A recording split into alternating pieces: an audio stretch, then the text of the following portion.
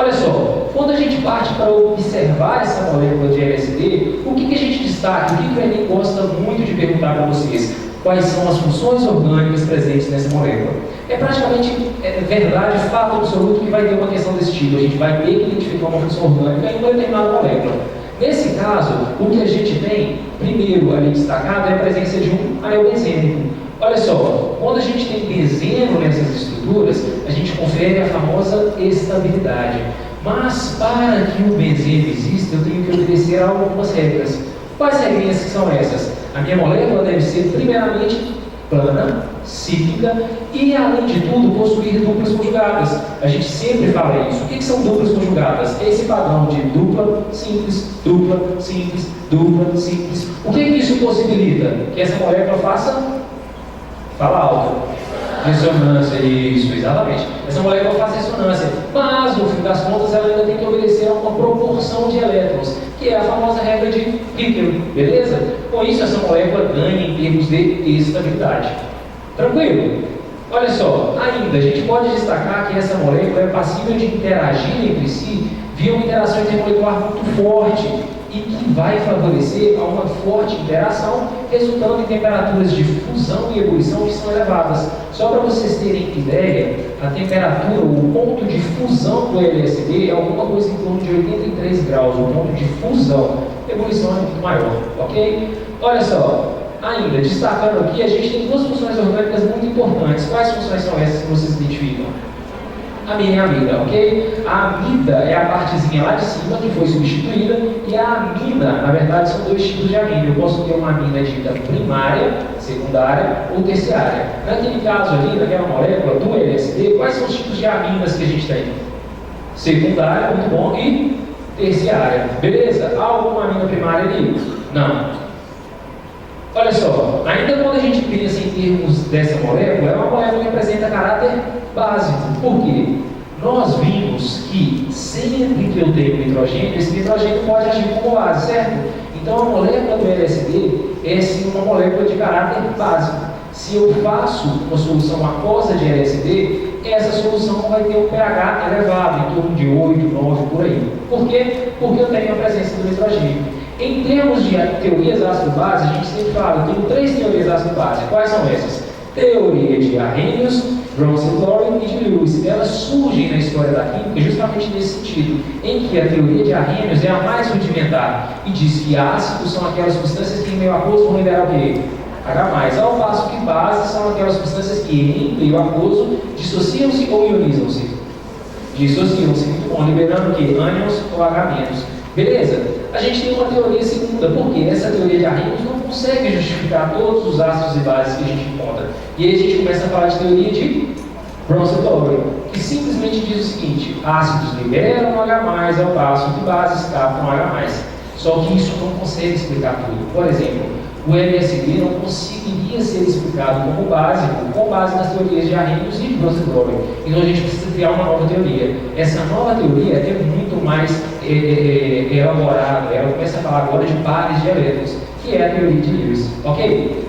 Quando a gente pensa na estrutura ou na basicidade de aminas, que é o caso que a gente tem aí no LSD, qual das duas teorias, ou qual das 3 teorias poderiam ser usadas para justificar a basicidade desses compostos?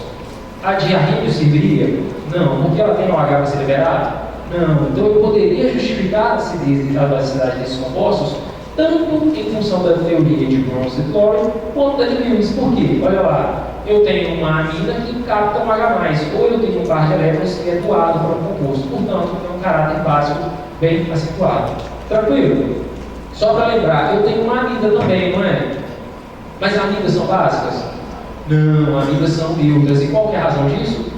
Lembre-se, aquele par de elétrons ali agora está em ressonância. E em estando em ressonância, a disponibilidade desse elétron para captar um H+, é completamente reduzida, a razão pela qual essa parte amítica não responde pela velocidade desses compostos. Entendido? Então, ali a gente está vendo como é que o LSD, na maioria das vezes, ele é comercializado com os nomes ali, olha, doce, ácido, papel, beleza? Isso aí, o que é isso, meninos? Você vai pegar a substância e encharcar. Você não. A pessoa pega a substância, encharca o papel filtro E a absorção, geralmente, na maioria das vezes, é igual. Ali, olha, você vai colocar o papelzinho na língua e vai absorver essa substância. Você, não, a pessoa faz isso. Ou seja, quando o LSD é colocado dessa forma, essa absorção pelo trato gastrointestinal, que ocorre basicamente de forma gastrointestinal, ela é X. Mas tem outro tipo de absorção da droga, que é o processo sublingual que está ali, ó. Vamos lembrar que embaixo da língua tem vários capilares sanguíneos para cair diretamente na corrente sanguínea, então ele fica mais rápido, beleza? Nós vamos comentar aqui ao longo da nossa aula qual seria esse efeito direto na capacidade neuronal do indivíduo. Então eu pensaria o seguinte: é uma droga que teoricamente você pode conseguir num papelzinho pequenininho colocar na língua, absorção gastrointestinal rápida, beleza? Aí vamos entender uma coisinha, vamos lembrar só uma coisinha. O nosso tubo digestório é lotado daquelas dobras chamadas vilosidades entéricas, beleza? E essas vilosidades entéricas é que vão aumentar a capacidade de absorção dessa droga no nosso corpo, tá joia? Aí, olha pra lá, isso aqui todo mundo sabe o que é isso aqui, não? Isso aqui é o quê? Esse desenho representa o quê? Uma membrana plasmática. Vocês estão percebendo a bicamada lipídica ali, gente? Beleza, vamos perceber também que a membrana plasmática é formada por uma bicamada de fosfolipídios. Olha o fosfolipídio aqui amarelinho, ó, a cabeça fosfórica, não é isso mesmo? Beleza, e várias proteínas inseridas nessa bicamada lipídica. Algumas dessas proteínas servem como receptores para substâncias químicas que tendem a entrar no nosso metabolismo celular. Tranquilo? Uma delas é um receptor que o LSD vai usar para causar uma repercussão neuronal absurdamente maluca na cabeça de quem usa. Tranquilo? Olha só, quando a gente pensa nesse tipo de estrutura, é a maneira pela qual a evolução pautou por uma molécula que fosse bastante filtrável. Não é qualquer coisa que passa por isso. Não é qualquer coisa que tem uma característica polar e apolar ao mesmo tempo que vai conseguir permear a minha membrana, que vai conseguir se particionar, é o termo mais correto. E aí, quando a gente pensa nesse tipo de molécula, é uma molécula muito comum para a gente. Por quê? Sempre a gente tem contato com isso. São tipos de moléculas que possuem uma parte polar e uma parte apolar. Ou seja, são moléculas ditas anfifílicas, ou anfipáticas, ou tensoativas, e por aí vai. O que isso representa? Onde que a gente tem um forte contato com isso no nosso dia a dia? Sabões e detergentes de maneira geral. Os sabões e os detergentes também possuem uma parte polar e uma parte apolar. E com isso eles conseguem interagir muito bem tanto com a gordura quanto com a água. Em função disso, quando eu passo a água consegue ser lixiviável para a gordura e a gente consegue arrastar a gordura. A gente não pode esquecer nunca. Uma vez que a gordura saia, pense comigo, em meio aquoso ter gordura, pode isso? Pode, mas o que o tensoativo faz? Ele cria as famosas micelas e ele vira a parte polar ou a cabeça polar para que se tenha contato com a água. Aquela partezinha polar fica toda voltada para dentro. O que isso resulta? Isso minimiza a tensão, isso confere um maior estado de estabilidade em termos termodinâmicos. E é assim que o sabão vai limpar as nossas mãos, vai limpar os nossos cabelos e uma superfície suja de gordura. Tudo bem? Olha só. Bom, meninos, olha pra cá, todo mundo sabe o que é isso aí, não? Isso é a máquina mais sensacional que já existe na face da Terra. Ninguém consegue inventar isso aí. Isso é o cérebro humano. O que acontece? A gente tem que pensar o seguinte: o nosso cérebro, ele é um interpretador de estímulos, e quando a gente está falando do cérebro, aqui tem vários cérebros falando para outros cérebros. Beleza? Aquelas areazinhas coloridas que nós colocamos ali representam as partes do cérebro que estão relacionadas a determinados estímulos que nós recebemos. Como nós reagimos aos estímulos? Vamos lembrar uma coisinha. Já falei com vocês, falo de novo, o cérebro é que vai comandar toda a estrutura corporal. Se eu virar para vocês e falar assim, você enxerga com o olho? O olho é um captador, não é? Esse captador, ele vai captar estímulos e esses estímulos vão ser interpretados no nosso cérebro. Aí vem a pergunta, lá no cérebro, qual o grau de interpretação bioquímica desse estímulo? É uma interpretação quimioelétrica. Lembra de neurotransmissores? Lembra da troca de carga neuronal que ocorre? Então nós vamos falar disso. Então cada área do cérebro está relacionada a um tipo de interpretação de um determinado estímulo dado. Vocês entenderam? Então, teoricamente, quando a gente pensa nas áreas totais do cérebro, você tem um desenho um pouquinho mais realista. Eu estou mostrando para vocês o que cada área tem a ver. Na verdade, não é que cada área tem a ver, qual que é a estrutura principal de cada área. Beleza? Quero mostrar para vocês aqui na frente, aqui atrás, ó.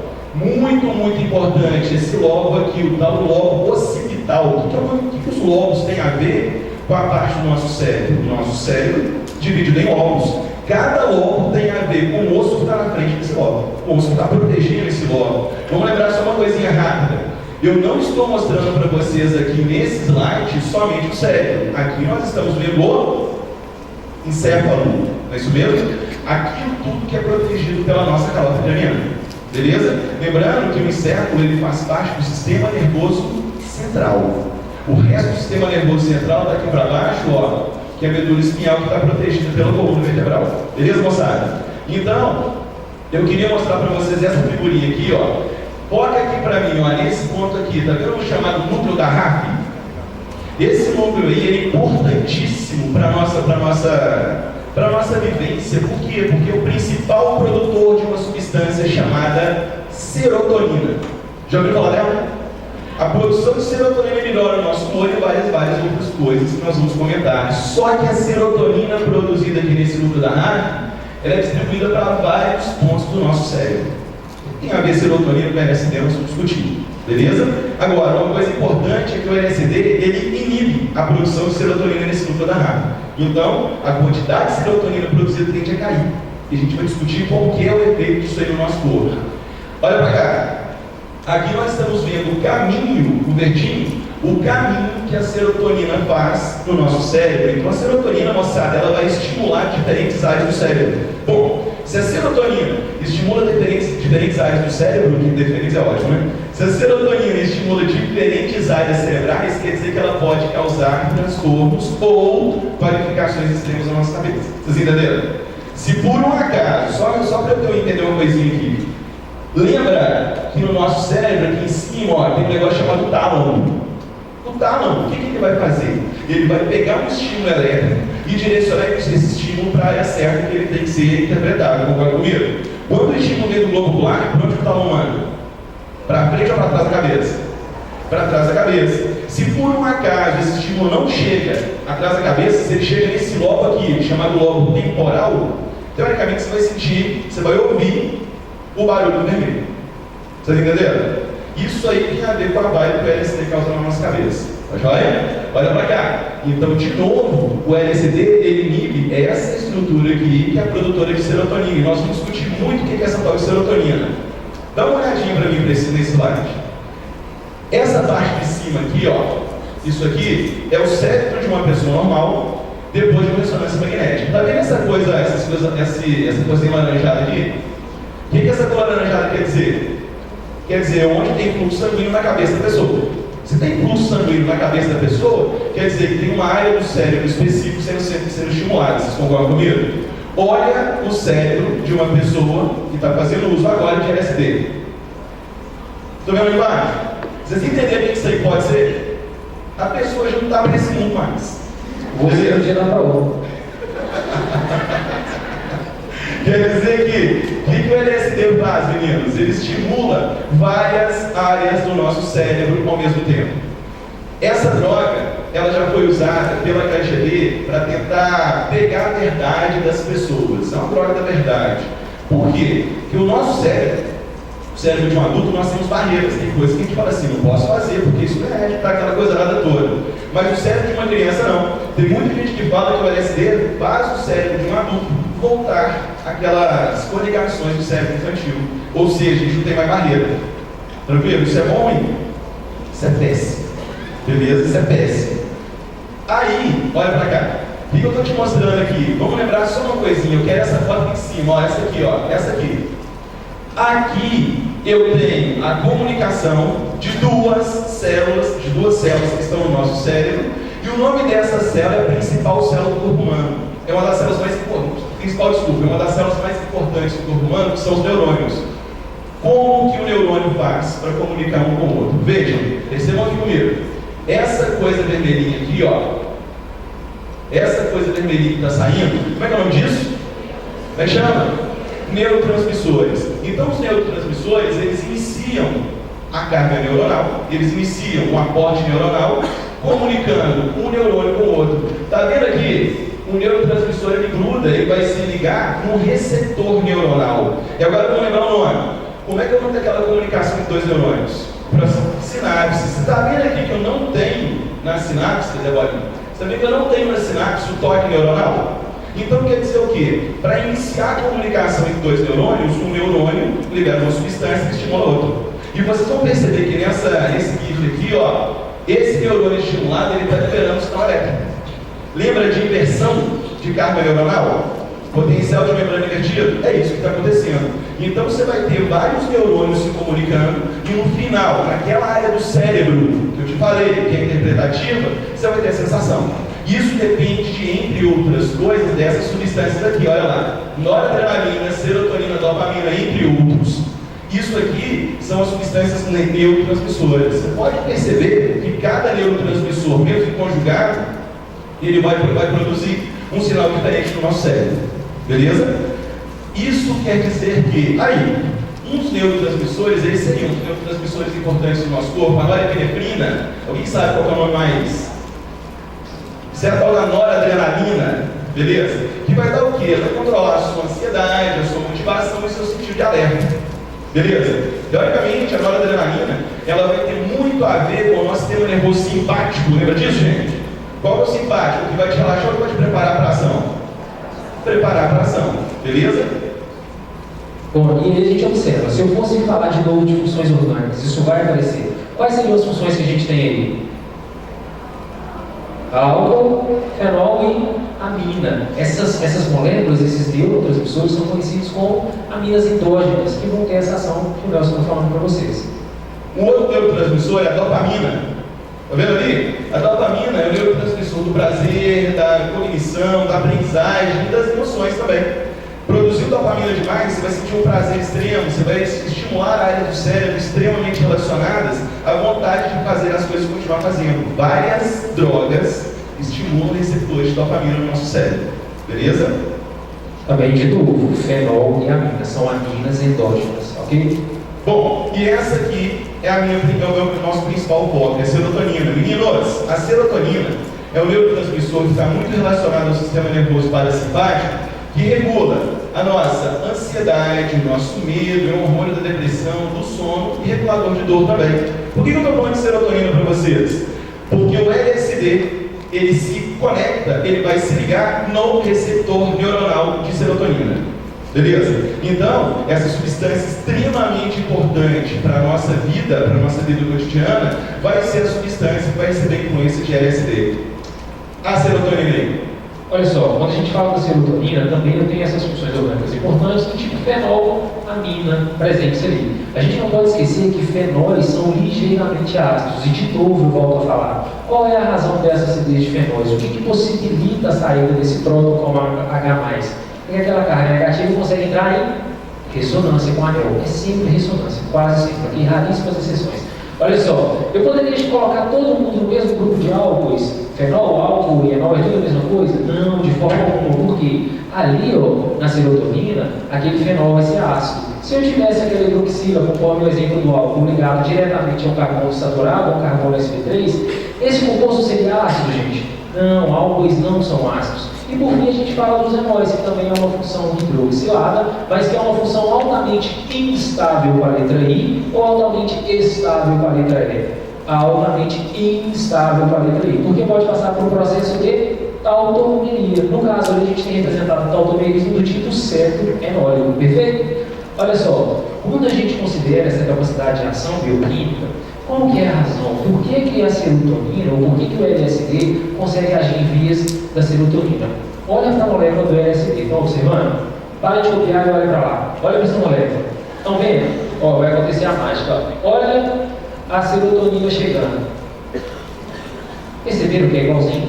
Olha só. Encaixa, viram? Essa similaridade química que vai possibilitar a similaridade bioquímica. Então, em termos bioquímicos, a reatividade, o reconhecimento de receptores é o mesmo, porque essas moléculas são muito semelhantes do ponto de vista químico. Ok?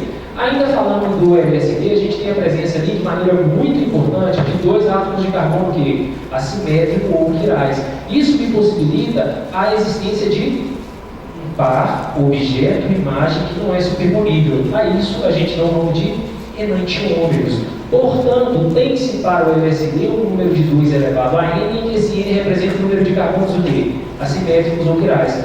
Portanto, o LSD tem qual quantidade de números isoticamente possíveis? 2 elevado a 2, portanto 4, ok? É imperioso falar de carbono quiral, a gente não pode evitar de falar da tetrabromida, que só a presença desse único carbono assimétrico, possibilita um mecanismo de ação em termos bioquímicos completamente diferentes. E aí a gente tem toda aquela história que já é velha conhecida dos nossos cursos, ok? Uma série de crianças que nasceram com malformações genéticas, porque a presença do carbono quiral ou a presença do carbono assimétrico leva a uma capacidade de interação bioquímica que é completamente diferente.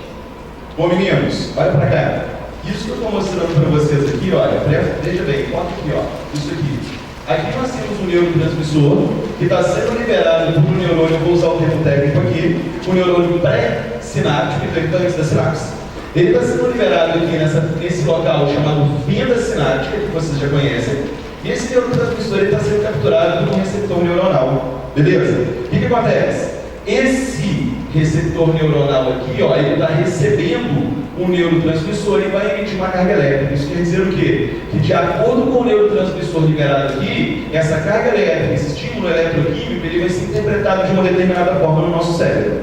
Beleza? O que acontece? O receptor neuronal de serotonina, que está naqueles neurônios que lá no início da aula eu falei para vocês, no núcleo da RAP, eles vão ser parasitados, eles vão se encaixar no LSD. Então o LSD chega aqui, ó, ele chega aqui e neutraliza a ação da serotonina no neurônio que ele se ligou. Quer dizer o quê? O LSD, ele entra no receptor neuronal para a serotonina e causa um estrago absurdo na conexão neuronal.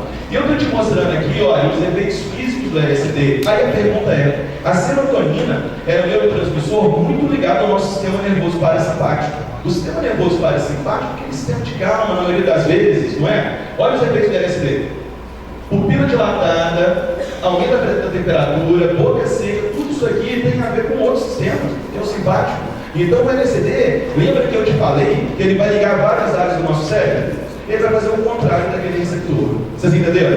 Então, teoricamente, quando uma pessoa faz uso dessa droga, ela conecta várias partes do cérebro dela ao mesmo tempo. Faz sentido a psicodelia? Faz ou não? O cara vê uma coisa em um monte. É isso, aí uma coisa começa a ouvir som, começa a sentir tremores. Faz sentido? Faz. Então o grande problema, o problema absurdamente grave dessa droga, é que a pessoa que faz uso dessa droga, ela coloca a vida dela e a do outro em perigo. Beleza? E aí, quando eu penso nessa relação toda, eu te mostraria isso aqui, olha lá para esse gifzinho. Isso aqui é um neurotransmissor sendo produzido. O neurotransmissor ele vai se conectar no receptor de neurotransmissor do neurônio pós-sináptico. Esse neurônio pós-sináptico vai emitir uma carga e essa carga vai ser interpretada em algum lugar do seu cérebro.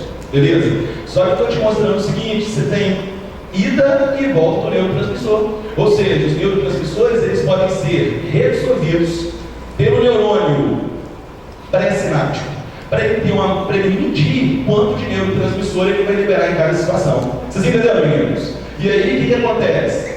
Só uma coisinha rápida que eu acho importante salientar. A serotonina, ela não é produzida só no cérebro. Ela é produzida também pelas plaquetas e é produzida também por algumas células do endotélio gastrointestinal. Beleza? Só que eu estou te mostrando aqui, o que a serotonina está fazendo? Ela está atuando também. Olha para baixo. A serotonina está atuando como vasoconstritor. Vocês entenderam? Serotonina, substância natural, ela atua como vasoconstritor, porém, o LSD aumenta a sudorese. Então, o LSD é um vasodilatador periférico. E quando ocorre a sudorese, o que meu corpo está fazendo? Liberando calor. E essa liberação de calor é uma liberação que tem a ver com uma glândulazinha ali, olha, chamada glândula sudorípara. Beleza? Essa liberação de calor é importantíssima para o nosso funcionamento. A minha pergunta é, se por um acaso eu tenho uma hipermetabolia, eu posso aumentar a carga de calor no meu corpo? Se eu aumentar a carga de calor, pode gerar um quadro hipertérmico e a pessoa pode até parar. Beleza? Essa hipertermia, então, resulta em um processo de suor. Qual que é a lógica, qual que é a racionalidade de se suar? A necessidade de suar que a gente cria é para que eu mantenha a minha temperatura, conforme o Nelson falou. E aí, a retirada de calor do suor se dá onde? Se dá na pele. Portanto, o processo de Passar do estado líquido para o estado gasoso no suor é um processo endotérmico. Mas de onde que ele tira esse calor? Ele tira esse calor da nossa pele e eu consigo reduzir a minha temperatura corporal. Lembrando que esses processos endotérmicos ocorrem com absorção de calor. E esses processos, quando dito exotérmicos, ocorrem com liberação de calor. Tudo bem? Olha só, uma outra maneira que essa variação de temperatura pode estar presente é, por exemplo, no caso de uma apreensão. Em se apreendendo uma droga, a Polícia Federal, por exemplo, tem que averiguar se aquilo de fato é LSD. Por quê? Pode ser, sei lá, sal, pode ser outra coisa, pode ser NaCl. E como que a gente faz isso? Uma das maneiras de se avaliar a pureza dos compostos é através do ponto de fusão. Vocês podem achar muito simples. Não, isso é recorrente. A gente faz isso no laboratório para avaliar se o composto é puro ou não. Por quê? Caso o composto seja purícola, tanto a temperatura, tanto o ponto de fusão quanto o ponto de ebulição vão ocorrer em patamares. Agora, se esse composto estiver misturado, começam a surgir variações. No caso, por exemplo, de uma mistura eutética, o que a gente tem aqui é a variação na temperatura de ebulição, e a gente não fala mais em ponto de ebulição. O correto é falar faixa de ebulição, porque ela está variando, não é mais um ponto. Se ela for uma mistura do tipo azeotrópico, ela vai ter uma faixa de fusão, porque agora é uma faixa de temperatura em que a fusão ocorre. E por último, que seria mais comum no caso de uma adulteração e uma apreensão de drogas pelo Polícia Federal, por exemplo, seria uma mistura comum, em que tanto a ebulição quanto a fusão vai acontecer em faixas, não ocorrem em patamares, o que me denuncia que aquela substância não está pura. Perfeito? Bom, meninos, dá uma olhadinha aqui para mim. Aqui, lembra que eu te falei? Sim. Exatamente. Por isso vai diminuir a quantidade de serotonina liberada. Beleza? Então, olha para mim. Vamos pensar nas situações que o LSD causa no indivíduo. Percebam, está tendo uma dilatação pupilar? Isso aí tem a ver com simpático ou parasimpático? Teoricamente, o simpático, na verdade, meninos, o que está acontecendo aqui? O LSD, ele vai causar um desnivelamento do que é simpático e parasimpático no nosso corpo. Então, a dilatação pupilar, a alta sensibilidade das áreas cerebrais, a hiperconexão cerebral, as paranoias que a pessoa tem com o uso de LSD, a alteração do tempo, o cara não se coloca no tempo e no espaço que ele se encontra, e necessariamente a perda do controle emocional são dos mínimos detalhes que a gente está falando, o que o LSD vai causar no indivíduo. Teoricamente, então, essa substância ela vai entrar no nosso corpo e tem que ser metabolizada por algum processo. Beleza? Olha só, e a gente fala todo o caminho que a droga fez. Ela foi administrada, ela é distribuída para a corrente sanguínea e agora faltam duas coisas. O que está faltando? Ela deve ser o quê? Metabolizada e agora ela deve ser o quê? Excretada. A maioria dos fármacos, a maioria das drogas, a maioria dos compostos que são externos ao nosso organismo são metabolizados predominantemente por qual órgão? Pelo fígado. O fígado é um excelente órgão metabolizador. Ele tem uma série de complexos enzimáticos que vão degradar aquilo. E aí, no caso do LSD, ele também é metabolizado pelo fígado. E a excreção dele é tanto por via renal, ou seja, pela urina, e também pelas fezes. Gente, vamos pensar uma coisinha. Lá nos hepatócitos, nas células hepáticas, nós temos então uma organela fundamentalmente importante para a metabolização de substâncias tóxicas. Qual que é? Tipo endoplasmático, liso, agranular, é isso mesmo? Então, beleza. Olha só, e aí, uma das artimanhas que a gente pode usar no intuito de aumentar essa metabolização é aumentar, por exemplo, a quantidade de enzimas disponíveis, ou seja, aumentar a quantidade de reagentes. A gente sabe que se eu aumento a quantidade de reagente, a cinética de uma reação também o quê? Aumenta. Uma das maneiras de fazer isso é através da utilização de fármacos que são naturalmente indutores hepáticos. O que é isso? Eles vão forçar, eles vão aumentar a capacidade de metabolização do fígado. Um exemplo, o cardenal, por exemplo, é um excelente indutor hepático. Ok? E aí, o que a gente tem também, uma maneira de acelerar essa reação seria adicionando o quê? Catalisadores. Por exemplo, alguns metais podem alterar a via enzimática de modo a acelerar aquela reação. Só para a gente lembrar, o que o catalisador faz? O catalisador é uma entidade que é adicionada aqui no meio, promove um caminho reacional alternativo com menor energia de ativação. E aí aquela reação vai acontecer com uma maior velocidade. Tudo bem? E aí, só a gente ver os dois órgãos que são responsáveis pela metabolização, fígado e rins. Ok?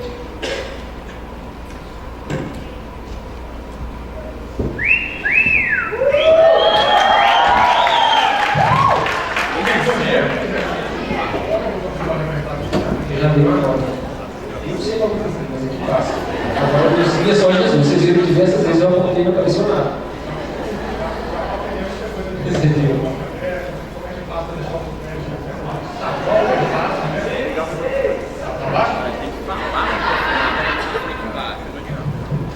Vamos lá então, gente, olha. Veio para dar junto com os meninos aqui uma abordagem que vai dar mais uma conexão entre. Mais uma conexão, como é que tá o áudio aí? Menos um, tá beleza? Ótimo. Mais uma conexão entre a biologia e a química. E essa conexão ela não se encontra nos slides que foram impressos, então eu vou te pedir uma